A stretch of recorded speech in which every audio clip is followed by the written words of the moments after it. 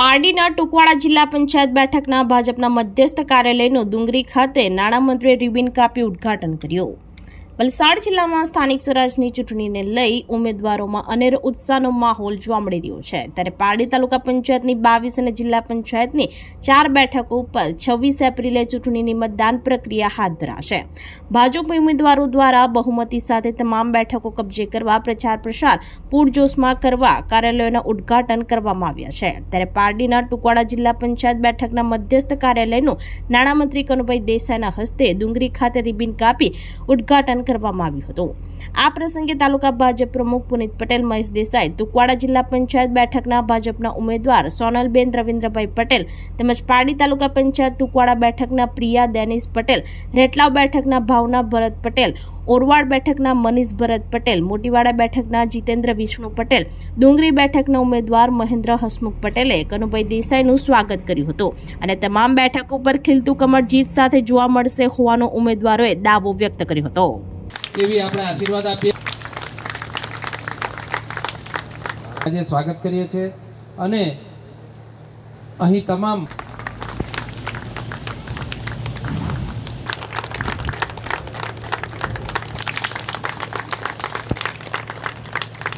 આપણા આદરણીય મંત્રી શ્રી એમ કહે છે કે કેવી રીતે લડવાનું। સાહેબ, તમારા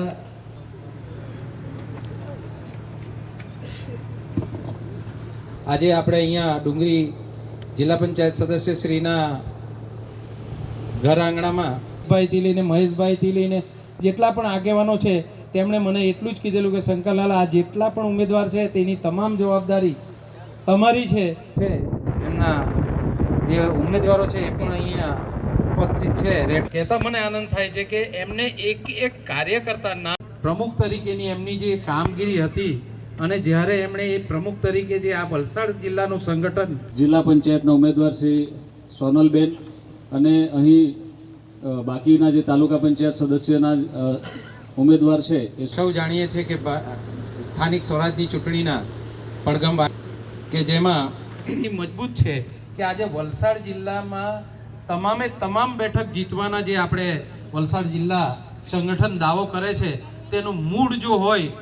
આપણી સંકલ્પ ન્યૂઝ ચેનલને સબસ્ક્રાઇબ અને લાઇક કરો, બેલ આઇકન દબાવો જેથી આવનાર ન્યૂઝ અપડેટ્સની નોટિફિકેશન આપના મોબાઈલ પર સૌથી પહેલા પહોંચે।